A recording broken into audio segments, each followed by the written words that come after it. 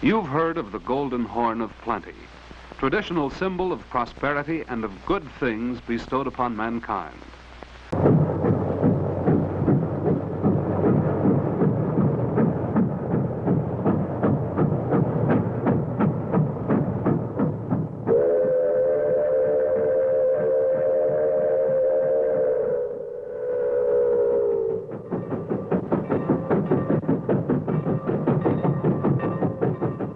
This is the story of the end of steam locomotive operation on the Grays Harbor line.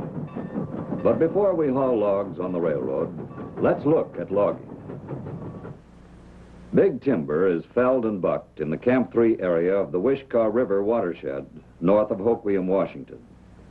Many species are logged. Hemlock is used in our pulp mills, Douglas fir is sold to the local plywood industry, and cedar is made into siding, shakes, and shingles. A modern track loader yards and loads logs along the right-of-way.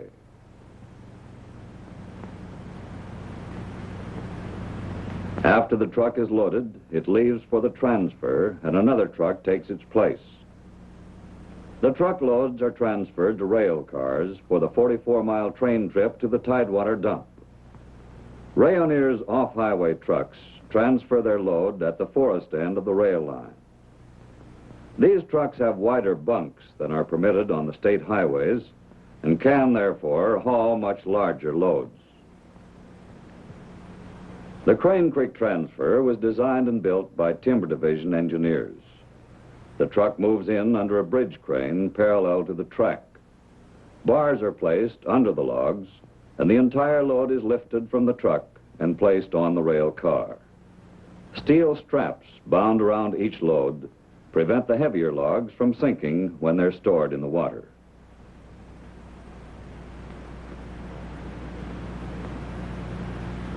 This efficient operation has handled over 100 cars a day.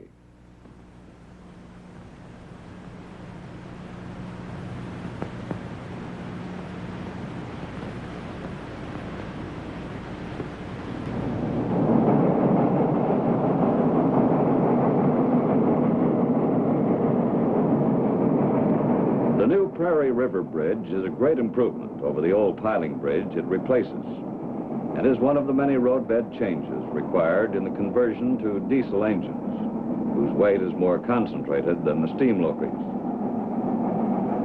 This 120-ton Baldwin Mallet was purchased new by the Blodell Donovan lumber mills in 1927 and acquired by Rayonier in 1945 with the purchase of Blodell's Clallam timber operation.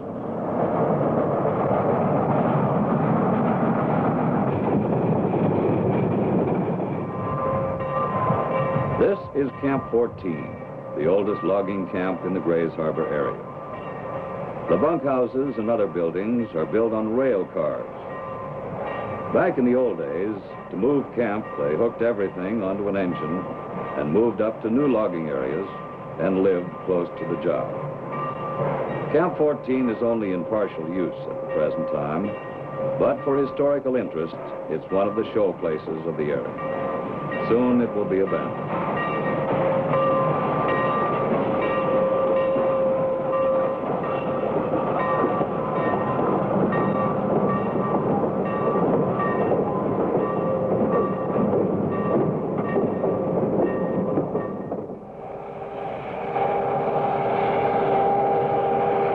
Loki 38 works hard on a 0.9% grade up Cook Creek Hill on a new bypass which eliminates 2 highway grade crossings and shortens the main line by 2 miles. The 38 is Rayonier's largest road engine, a 130-ton Sierra type Baldwin Mallet built in 1934 and purchased from the Sierra Railroad in California. The large butt logs on these cars are Sitka spruce.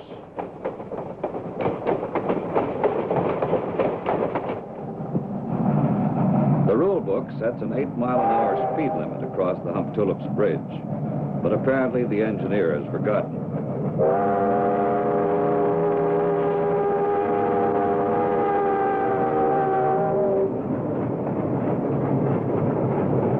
On Axford Prairie, another major track relocation has been completed with 100 and 110-pound steel replacing the old 60-pound rail.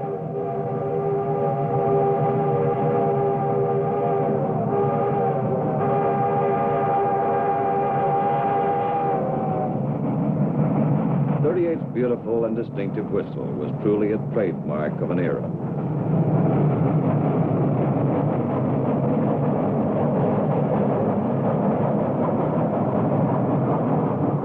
On a cold winter morning, Loki 38 works pretty hard on this section of track, as there is a slight adverse grade. Extensive construction efforts were necessary in preparing this line for diesel operation.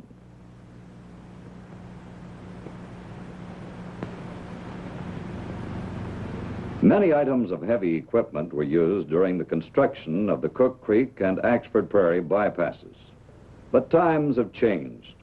When this railroad was first built, it was done with hand picks, wheelbarrows, Bagley scrapers, Fresnos, and teams.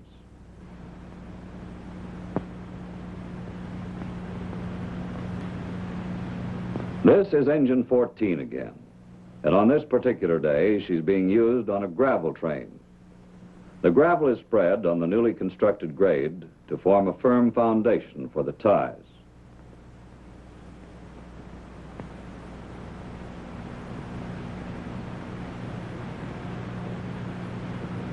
Two trains meet at the Hump Tulips River passing track. All engines are equipped with two-way radios and follow dispatcher's orders broadcast from railroad camp.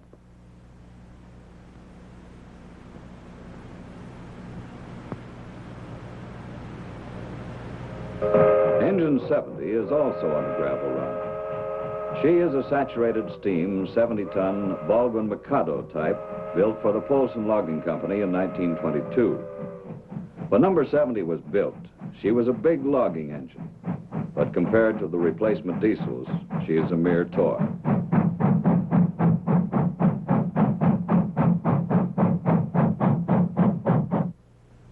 Until completion of the new Prairie River Bridge, Loki 38 hauls logs over the old piling bridge.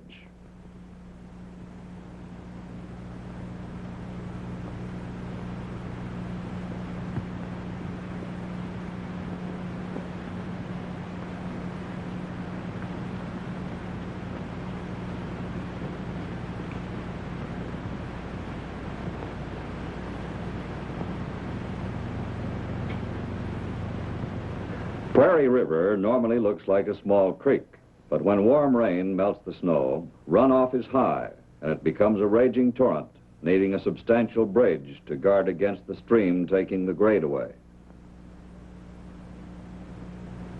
Delivery of the first diesel locomotive marks the beginning of the new era on the Grays Harbor line.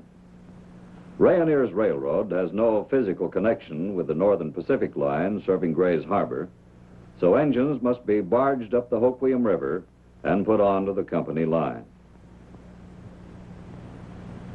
It doesn't snow much or often in Grays Harbor, but when it does snow, it snows. The end of the line is on the river, yet it's still close enough to Grays Harbor to be affected by the tides. The barge is properly spotted on a grid and held in position while the tide recedes enough for the barge to settle onto the grid, so the rails on the barge can be connected to those ashore. Loki 38 is ready and waiting to pull the diesel engine from the barge when the connection is made.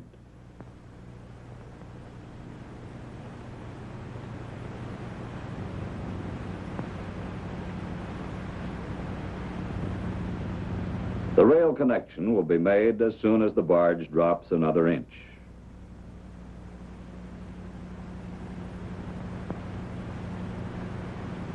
Now everything is ready, and the Malley pushes her idler cars down to hook up with the diesel and pull her off the barge.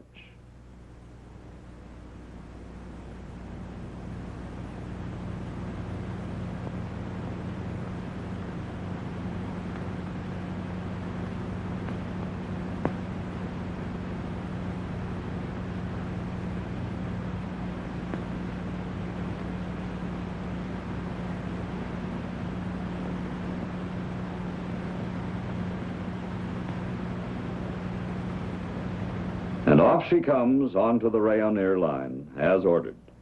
One 1,600 horsepower Baldwin engine, weight 165 tons.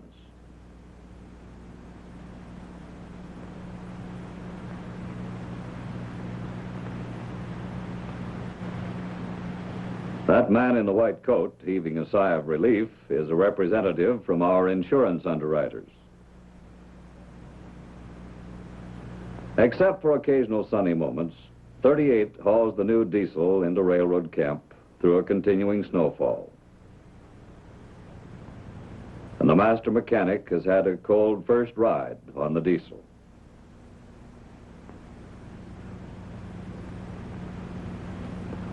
Loki 38 is uncoupled from this interloper that will soon take over its duties.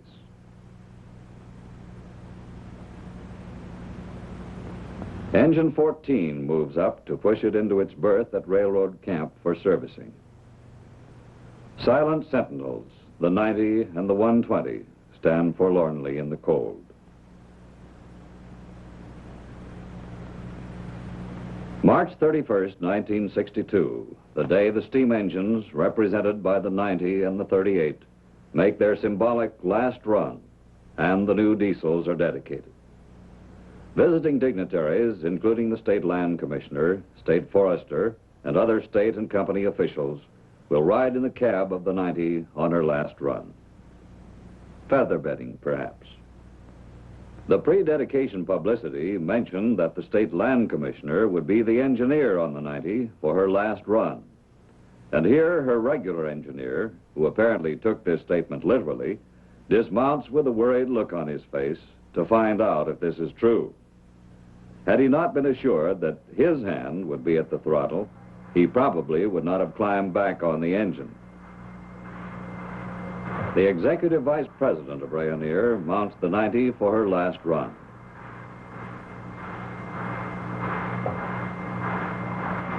One blast on the whistle and away for her final run up the hill.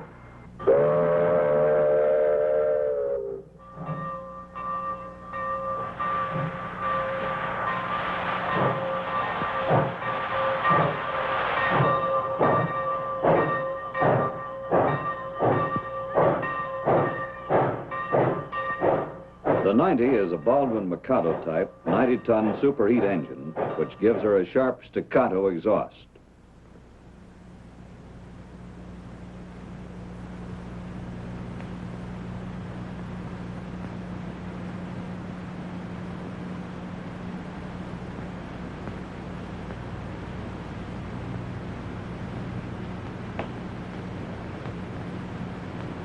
To Rayonier officials, this is a memorable day. Over 3,000 people turned out to pay their respects to these fine old engines that are ending their years of service on the Grays Harbor line.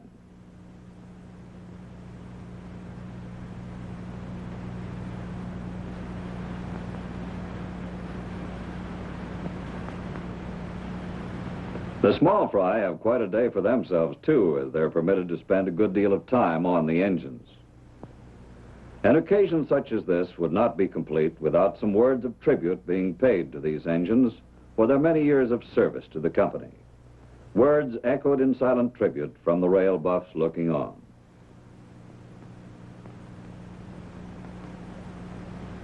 The words of praise are over.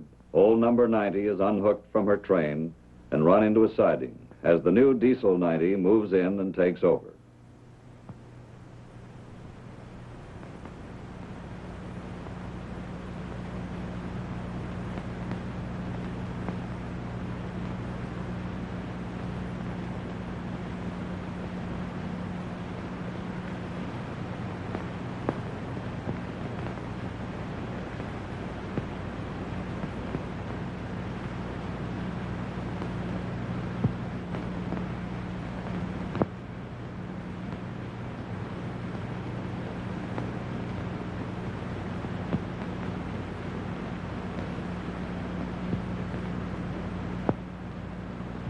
The new number 90 heads for the Hoquiam River log dump with her first cargo, a large load of Douglas fir logs, and a brand new caboose.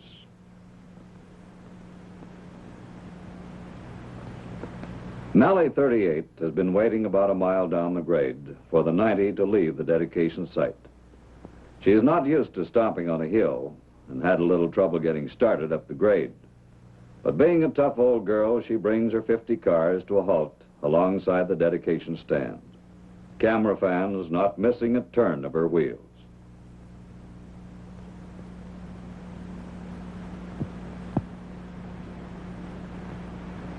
A small boy, already a real rail fan, complete with engineer's cap, watches the last day of steam. Old 38 is being relieved of her duties, and Diesel 45 takes over. The new 45 is numbered after a little 45-ton Baldwin 262 engine built for the Polson Company in 1906, and now on permanent display in Last Spur Park in Hoquiam. With the dedication ceremony over, Railroad Camp is open to visitors, and the 8 steam engines still in company service are on display. Each locomotive receives careful inspection from hundreds of fans wishing to preserve some memory of the event, and a local camera shop reports the highest film sales in any week in its history. Refreshments are served while fans wander freely wherever they choose, inspecting and photographing their favorite railroad equipment.